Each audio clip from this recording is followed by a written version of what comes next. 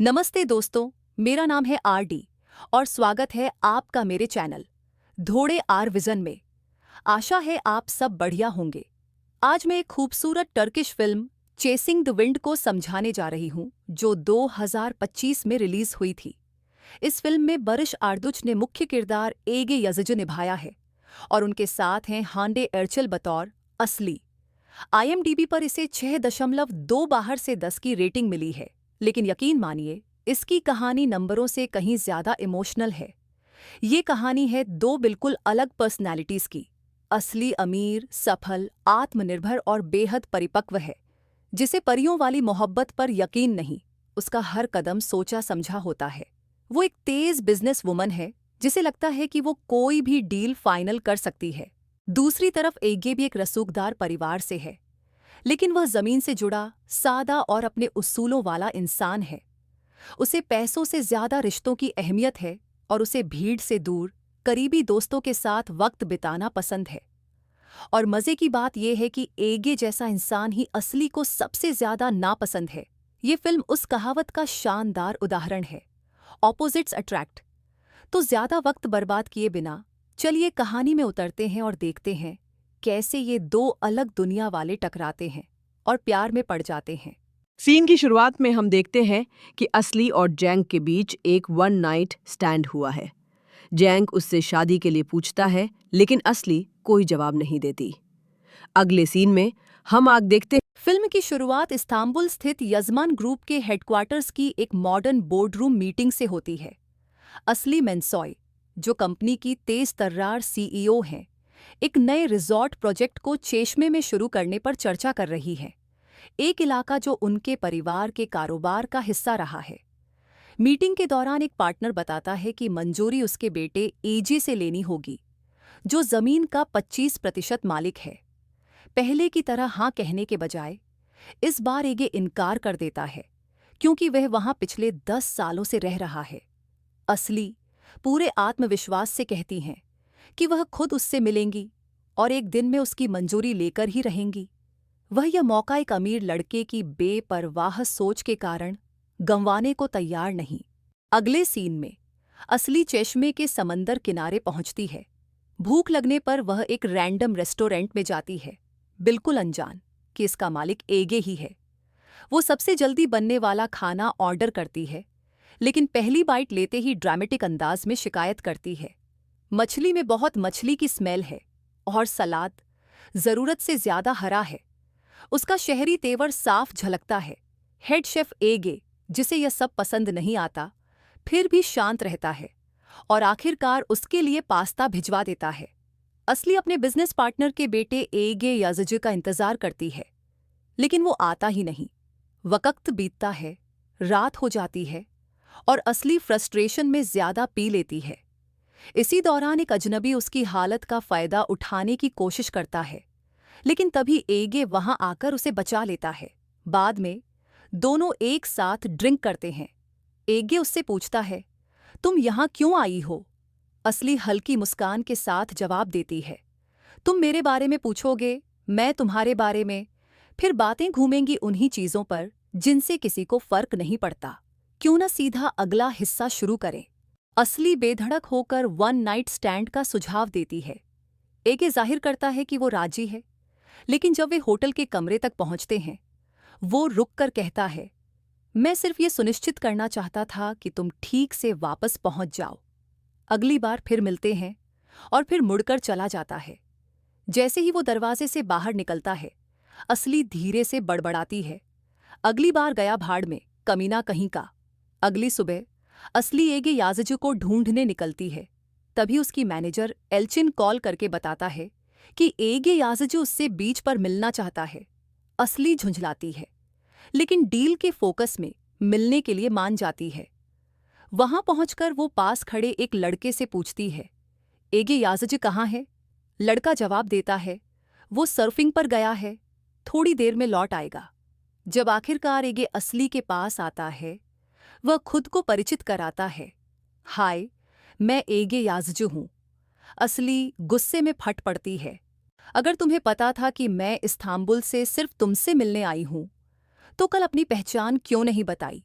मत भूलो, तुम्हारी ये बहामा स्टाइल जिंदगी और वो रेस्टोरेंट हमारी कंपनी की वजह से है। एगे शांति से जवाब देता है, तुम्हारे रवैये से कल ही समझ गया था कि तुम मेरी होने वाली बिजनेस पार्टनर हो, और जहां तक उस कंपनी के पैसों की बात है, वो आज भी बैंक में जैसा था वैसा ही रखा है, अनटच्ड। हमें कंपनी की मौजूदा हालत का पूरा अंदाजा है। अगर तुम तैयार हो तो अब बात कर सकते हैं। असली गुस्सा पीते हुए कहती है, कंपनी दिवालिया होने की कगार पर है, हमें इस डील पर तुम्हारे साइन चाहिए। एगे चारों ओर इशारा करते हुए जवाब देता है, ये मेरा घर है, मेरा सर्फ स्कूल, मेरा रेस्टोरेंट। अगर यहां ऊंची इमारतें बनाई तो पूरा इकोसिस्टम बर्बाद हो जाएगा। असली तुरंत पलटकर कहती है, तुम्हें पूरा बीच, तुम्हारा रेस्टोरेंट, सब कुछ मिल सकता है, वो भी नए रिजॉर्ट के अंदर, और एक मोटा प्रॉफिट शेयर भी। एगे बिना प्रभावित हुए बस इतना कहता है, तुम जा सकती हो। जाते जाते जब वो देखता है कि असली की हील्स रेत में धंस रही हैं, तो तंज कसता है। जूते बहुत बढ़िया चुने हैं। अब सच में गुस्से में आ चुकी असली अपने मैनेजर एल्चिन को कॉल करती है और सख्त लहजे में कहती है, एगे की पूरी हिस्ट्री निकालो, लोन, टैक्स बकाया, कोई भी गैर कानूनी चीज, सब कुछ। हालांकि असली का प्लान सिर्फ एक दिन रुकने का था, अब वह अपनी विजिट 1 हफ्ते तक बढ़ा देती है। वीडियो कॉल पर असली एगे और उसके पिता दोनों को जानकारी देती है। एगे जानता है कि कंपनी कितनी बुरी हालत में है, फिर भी वो साइन करने को तैयार नहीं है, जिद पर अड्डा है। अगले सीन में एगे अपने सर्फिंग स्कूल की ओर जा रहा होता है, तभी असली पास आकर उसे साथ चलने को कहती है। वो सपाट लहजे में जवाब देता है, तुम्हारे पास 20 मिनट हैं, मेरी क्लास है, और मुझे छोड़कर भी तुम ही आओगी। असली उसे एक खूबसूरत बीच साइड जगह पर लेकर जाती है और अपना प्रस्ताव रखती है, ये जमीन तुम्हारी जमीन से बड़ी है, हम तुम्हारी सर्फिंग स्कूल की और रेस्टोरेंट यहां शिफ्ट कर सकते हैं, और मुनाफे में हिस्सा भी मिलेगा। एगे पलक तक नहीं झपकाता, वो फिर मना कर देता है। नाराज होकर असली अपनी शालीनता छोड़ते हुए चेतावनी देती है, मैं ये सब इज्जत और तहजीब से सुलझाने की कोशिश कर रही हूं, लेकिन अगर तुम यूं ही रुकावट डालते रहे तो बात बिगड़ भी सकती है। एगे हल्की मुस्कान के साथ कहता है, तो फिर आने दो। उसी पल असली को अपनी मैनेजर एल्चिन का कॉल आता है। वो बताती है कि एगे के खिलाफ न कोई टैक्स बकाया है, न कोई लोन, कुछ भी गैर कानूनी नहीं मिला। ये सुनकर असली और ज्यादा गुस्से में आ जाती है। अगले सीन में असली अब वहां दिखने लगती है जहां भी एगे जाता है। एक सुबह बीच पर वो उसके पास आती है और कहती है, थोड़ा फुर्सत में हूं, सर्फिंग सिखा दो। एगे बेरुखी से जवाब देता है, तुम्हारी कंपनी डूब रही है और तुम यहां खेल खेल रही हो, मुझे दिलचस्पी नहीं है। असली शांत लहजे में कहती है, तुम जानते हो कि मेरे पास फुर्सत क्यों है, और उससे भी ज्यादा जरूरी, मैं यहां अपने बचपन के दोस्त के साथ वक्त बिताने आई हूं, तुम्हारे साथ। एगे बचने के लिए उसे एक फीमेल इंस्ट्रक्टर से मिलवाता है, लेकिन असली विनम्रता से मना कर देती है। माफ करना, लेकिन तुम्हारी टीचिंग के बारे में बहुत सुना है, मैं सिर्फ तुमसे सीखूंगी। एगे कहता है, मैं बिजी हूं, मेरा शेड्यूल फुल है। असली कंधे उचकाते हुए जवाब देती है, कोई फर्क नहीं पड़ता, किसी और को सिखाओ या मुझे पेमेंट तो बराबर ही है। एगे मुड़कर चला जाता है, जाते जाते पीछे से कहता है, वैसे ये बीच सैंडल्स तुम पर अच्छे लग रहे हैं। असली उसके दोस्त यामान की तरफ देखकर तंज कसती है, साफ दिख रहा है ये मुझ पर फिदा है। अगली सुबह असली उसके रेस्टोरेंट में जाती है और एक छोटा सा गिफ्ट लाती है, सिबेज का पौधा। एगे उसे उसके सामने ही एक तरफ फेंक देता है। वो कहता है, तुम मुसीबत हो, कहीं तुम्हें मुझ पर क्रश तो नहीं। असली ठंडे लहजे में जवाब देती है, मुझे बस तुमसे सर्फिंग सीखनी है। एगे किचन की ओर इशारा करते हुए कहता है, पहले जाकर अपनी कंपनी बचाओ, मैं खाली नहीं बैठा हूं। फिर वह असली के चेहरे के सामने ही किचन की खिड़की बंद कर देता है। रेस्टोरेंट में एगे का दोस्त यामन, जो वहीं काम करता है, उदास नजर आता है। वो एगे से कहता है, मैं और यासेमिन तलाक ले रहे हैं। यासेमिन उसकी पेंटर पत्नी है, मैं आज भी उससे प्यार करता हूं, उसे ऐसे जाने नहीं दे सकता। वो उदासी से कहता है। पास ही बैठी एक बुजुर्ग औरत कहती है, उसने हमेशा तुम्हारा साथ दिया और तुम्हारे फैसलों की इज्जत की, लेकिन जब उसे अपने पैशन के लिए तुम्हारा नैतिक साथ चाहिए था तो तुमने उसे नजरअंदाज कर दिया। उसी शाम एगे यास्मिन से मिलने जाता है और उसे रोकने की कोशिश करता है। यामान को मत छोड़ो, वो आज भी तुमसे प्यार करता है, वो विनती करता है। लेकिन यास्मिन नरमी से जवाब देती है, माफ करना, अब हम साथ नहीं रह सकते, लेकिन दोस्त रहेंगे हमेशा। इसी बीच असली उनकी बातचीत गलती से सुन लेती है। एगे उसे देख लेता है और गुस्से में कहता है, तुम दूसरों की जिंदगी में ऐसे ही झांकती हो। असली जल्दी से सफाई देती है, मैं तो बस सर्फिंग क्लास के बारे में पूछने आई थी, कुछ सुनने का इरादा नहीं था, बस। हो गया, एगे झल्लाकर जवाब देता है। अब समझ आया कि तुम उन घटिया लोगों को इतनी आसानी से कैसे संभाल लेती हो। तुम में न इज्जत है, न हमदर्दी, न कोई एहसास। असली जवाब देती है, तो अब सिखाओगी मुझे। उसी वक्त सीनान, एक बेसब्र किस्म का आदमी, आकर एगे से सर्फिंग स्लॉट मांगता है, क्योंकि उसे पहले से पता है कि एगे की मॉर्निंग क्लास खाली है। स्पष्ट है कि एगे को वह पसंद नहीं है। एगे जवाब देता है, मेरे पास टाइम नहीं है, सारे स्लॉट फुल हैं। 9 से 10 बजे वाला स्लॉट पहले ही असली के नाम बुक है। असली भौहें चढ़ाते हुए कहती है, इतनी सुबह? एगे उसकी तरफ देखकर कहता है, हाँ। अगली सुबह एगे बीच पर अपने सर्फबोर्ड के पास खड़ा इंतजार कर रहा होता है। असली आती है, हिचकिचाती हुई, एक पुराने स्टाइल के सर्फिंग सूट में, जो साफ बताता है कि ये उसकी दुनिया नहीं है। बिना ज्यादा बात किए दोनों साथ समंदर में उतर जाते हैं। एगे मुस्कुराकर कहता है, बस हवा पर भरोसा रखो। सली आंखें घुमाती है, लेकिन उसकी बात मानकर पीछे पीछे चल देती है। जब वो दोनों पैडल करते हुए आगे बढ़ते हैं, एगे धीरे धीरे उसे सर्फिंग की बेसिक्स सिखाता है। वो उसे ना जल्दी करता है, ना दबाव डालता है, बस चुपचाप हौसला देता है। असली लड़खड़ाती है, गिरती है, फिर हंस पड़ती है, शायद पहली बार दिल खोलकर। हर लहर के साथ वो अपने कॉर्पोरेट लहजे और नकाब को थोड़ा थोड़ा उतारती जाती है। बाद में दोनों किनारे पर बैठकर कपड़े सुखा रहे होते हैं। हवा बदलती है और माहौल थोड़ा नरम और निजी हो जाता है। यामान अगली सुबह के आउटिंग के लिए असली को न्योता देता है। असली इनकार करते हुए कहती है, मुझे अनजान लोगों के साथ रहना पसंद नहीं। वो सामाजिक रूप से थोड़ी असहज है, जिसे सुनकर एगे कहता है, लेकिन तुम मुझे तो हमेशा जवाब देती हो। असली झट से पलटकर कहती है, जवाब देना मानो मेरा शौक हो। एगे मुस्कुराता है, तो फिर मैं खास हूं। बाद में जब असली एगे और यामान की साथ की एक पुरानी तस्वीर देखती है तो पूछती है, तुम दोनों एक दूसरे को कब से जानते हो? यामान बताता है, मेरी एक कंस्ट्रक्शन कंपनी थी जो डूब गई। एगे ने मेरी मदद की और अब हम बिजनेस पार्टनर हैं। असली पूछती है, कंपनी का नाम क्या है? नाय नाय, यामान जवाब देता है। असली और एगे एक दूसरे की तरफ देखते हैं और जोर से हंस पड़ते हैं। असली चिढ़ाती है, ऐसा नाम कैसे रख लिया तुमने, नाय नाय? एगे मुस्कुराकर कहता है, वो कहानी फिर कभी सुनाऊंगा। वापसी के रास्ते में असली अपनी मैनेजर एल्चिन को कॉल करती है और कहती है, कंपनी के रिकॉर्ड्स में नाय नाय कंस्ट्रक्शन कंपनी का नाम चेक करो। अगर हमारी कंपनी की कोई फंडिंग वहां गई हो तो हम उसे एगे को बोर्ड ऑफ डायरेक्टर्स से बाहर करने के लिए इस्तेमाल कर सकते हैं। अगले दिन आउटिंग पर एगे सबको असली से मिलवाता है। साफ है कि अब उसमें असली के लिए एक नरम कोना बन चुका है। सभी मिलकर समंदर के किनारे पत्थर उछालते हैं और अच्छा वक्त बिताते हैं। यास्मिन कहती है, काश मेरी सारी पेंटिंग्स बिक जाए। असली हंसते हुए जवाब देती है, चाहो तो मैं बेचने में मदद कर सकती हूं। एगे तंज कसते हुए कहता है, हमें पता है तुम वो भी कर सकती हो। उसी समय एल्चिन का कॉल आता है। वो असली को बताती है कि नाय नाय कंस्ट्रक्शन कंपनी के बारे में ऑफ द रिकॉर्ड बुक्स में कुछ मिला है।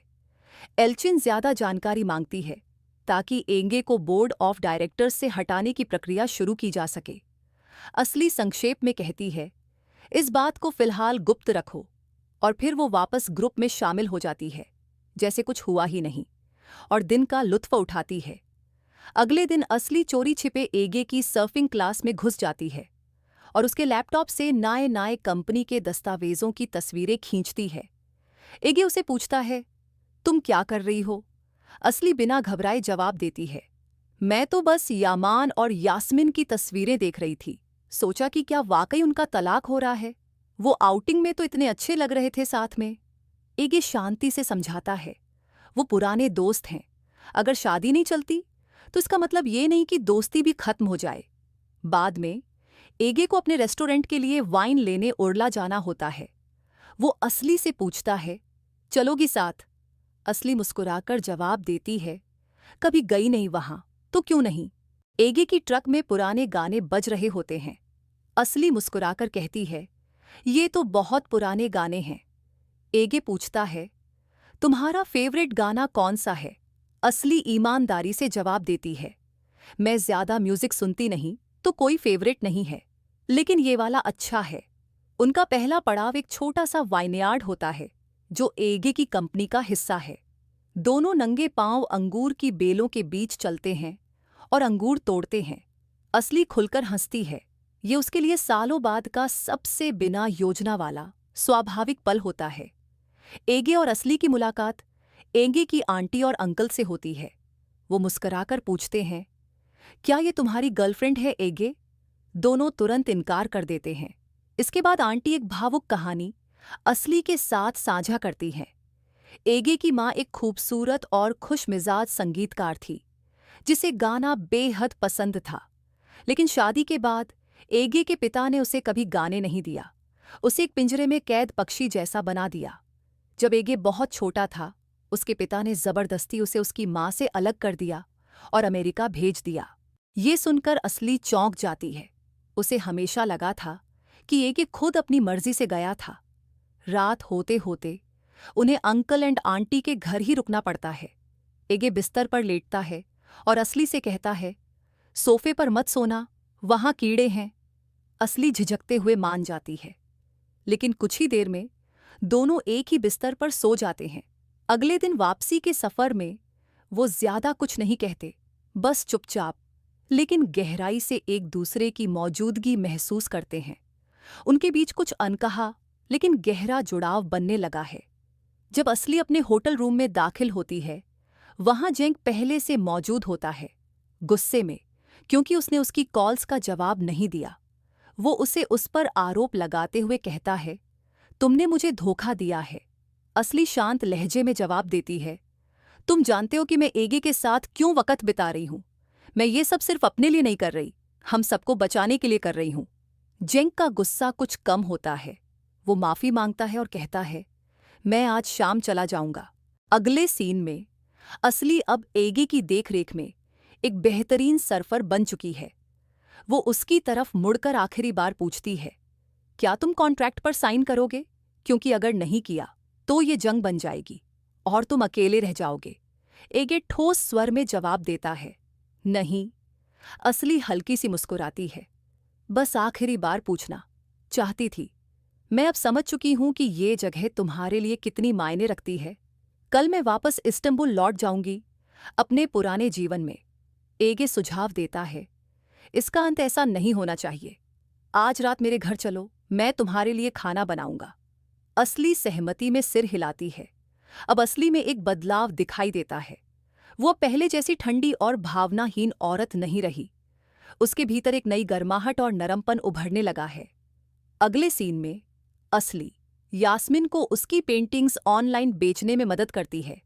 बाद में वो एगे के घर जाती है और उसे एक पुराना दुर्लभ म्यूजिक रिकॉर्ड गिफ्ट करती है। जब दोनों साथ खाना खा रहे होते हैं, एगे अचानक पूछता है, क्या तुम हमेशा से सीईओ बनना चाहती थी या कभी इस्तांबुल छोड़ने का सोचा है?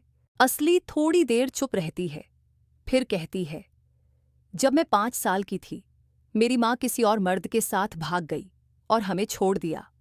तब से मैंने दफ्तरों में ही जिंदगी बिताई, अपने पापा के हर फैसले को बिना सवाल किए मानती रही। जो उन्हें खुश रखे वही करती रही। फिर वो जिज्ञासा से पूछती है, क्या तुम्हें शादी में विश्वास है? एगे सोचते हुए जवाब देता है, हम दोनों टूटी हुई शादियों के बच्चे हैं। मुझे लगता है कहीं ना कहीं हम खुद से पूछते हैं, क्या हम वाकई इसके लायक हैं? असली उठकर कहती है, मुझे सुबह की फ्लाइट पकड़नी है, अब निकलना चाहिए। एगे धीरे से उसे रोकता है, आज रात यहीं रुक जाओ, उस शांत पल में उनके बीच के एहसास और गहरे हो जाते हैं और दोनों एक दूसरे को किस करते हैं। फिर दोनों ने साथ में एक भावुक और करीबी इंटीमेटेड रात बिताते हैं। अगली सुबह असली अभी भी एगे के घर पर है। रात उनके बीच जो हुआ उसके बाद अब साफ है कि असली उसे दिल से चाहने लगी है। वो एल्चिन को कॉल करती है और कहती है, एगे के खिलाफ चल रही सारी योजनाएं तुरंत रोक दो, खासकर नाए कंपनी से जुड़ी फाइलें और जानकारी अब गोपनीय रखी जाए। उसे ये अंदाजा नहीं होता कि जेक चुपचाप उस बातचीत को सुन रहा होता है। इसके बाद के दृश्यों में असली और एगे प्यार भरे खुशनुमा पल साझा करते हैं। असली ने पूरी तरह एगे की जीवन शैली को अपना लिया है और उसके दोस्तों के भी करीब आ गई है। वो यस्मिन को एक छोटी सी आर्ट गैलरी शुरू करने में मदद करती है। साथ ही सभी इंक्लूडिंग असली मिलकर यामान और यास्मिन को फिर से एक करने की कोशिश करते हैं। गैलरी के उद्घाटन पर यामान सबके सामने माफी मांगता है और यास्मिन मुस्कुराते हुए कहती है, चलो एक बार फिर कोशिश करते हैं। फिर सब साथ में डिनर करते हैं, जश्न और अपनापन भरे माहौल में। अचानक जेंक वहां आ जाता है और माहौल बिगाड़ देता है। असली उसे सबके सामने कंपनी का वकील बताती है, लेकिन जेंक खुलकर कहता है, मैं असली का प्रेमी भी हूं। असली तीखे लहजे में जवाब देती है, मैंने तुमसे कभी प्यार नहीं किया, हम प्रेमी नहीं हैं। फिर जेंक एगे को एक बड़ा झटका देता है, अब तुम्हारे पास कंपनी बोर्ड में वोटिंग का कोई अधिकार नहीं रहा। चेशमे की जमीन, सर्फिंग स्कूल और रेस्टोरेंट, अब ये सब कंपनी की संपत्ति है। तुमने नाए कॉन्ट्रैक्टिंग में बिना बोर्ड की जानकारी के पार्टनरशिप की, जो कंपनी पॉलिसीज का उल्लंघन है। वो असली की तरफ इशारा करते हुए कहता है, इसी की बदौलत हमारे पास तुम्हारे खिलाफ सारे सबूत हैं। असली एगे को सब कुछ समझाने की कोशिश करती है। वो कबूल करती है कि शुरुआत में उसका इरादा उसे बेनकाब करने का था। यहां तक कि उसने नाए कंपनी के दस्तावेजों की तस्वीरें भी ली थीं। लेकिन वो जोर देकर कहती है, मैंने वो कभी किसी के साथ साझा नहीं किए। लेकिन एगे इतना गुस्से में होता है कि कुछ सुनने को तैयार नहीं होता। बिना कोई मौका दिए वो कहता है, चली जाओ यहां से। अगले सीन में असली टूटे हुए दिल के साथ इस्तांबुल लौट जाती है, अपने पुराने जीवन में। एल्चिन का फोन आता है, मुझे नहीं पता जेंक के पास वो डॉक्यूमेंट्स कैसे पहुंचे। इस्तांबुल में असली पूरी तरह दुख और पछतावे में डूबी होती है। वो खुद को कोसती है और एल्चिन को कहती है, सब कुछ मैंने ही बर्बाद कर दिया। एगे ना मेरे कॉल का जवाब दे रहा है, ना मैसेज का। उधर एगे भी बेहद दुखी और टूटा हुआ है। उसका भरोसेमंद वकील यिलमाज उससे मिलने आता है और कहता है, जैसा मैंने पहले कहा था, मैंने कंपनी के बारे में एक बड़ी बात पता लगाई है जो हमारे हक में जा सकती है। अगले सीन में बोर्डरूम में भारी तनाव का माहौल है। हर कोई चेशमे की जमीन पर रिजॉर्ट निर्माण को मंजूरी देने वाले दस्तावेजों पर साइन कर रहा है। एक एक कर सब अपने दस्तखत कर देते हैं। फिर बारी आती है असली की। वो रुकती है, कुछ पल सोचती है, फिर साइन करने से इनकार कर देती है। कमरे में सन्नाटा छा जाता है, माहौल और भी गंभीर हो जाता है। तभी अचानक दरवाजा खुलता है और एगे अंदर आता है।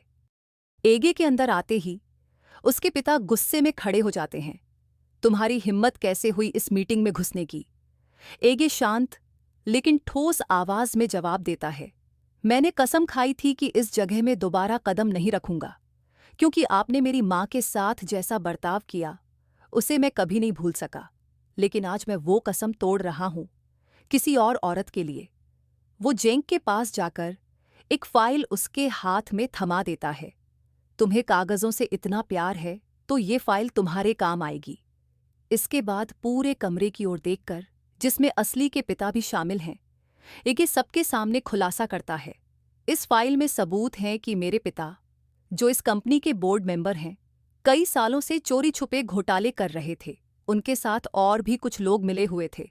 वो लोग सालों से कंपनी के पैसों का दुरुपयोग करते आ रहे हैं, जिस वजह से कंपनी अंदर से ही टूटने लगी। आज जो फाइनेंशियल क्राइसिस है, वो सिर्फ किस्मत की मार नहीं, बल्कि एक बहुत बड़ा धोखा है। एगे असली के पिता की ओर सीधा देखकर कहता है, मेरे पिता ने आपकी बेटी असली को चेश में इसलिए भेजा था ताकि वो मुझे मानसिक रूप से प्रभावित कर सके और इस घोटाले को छुपा सके।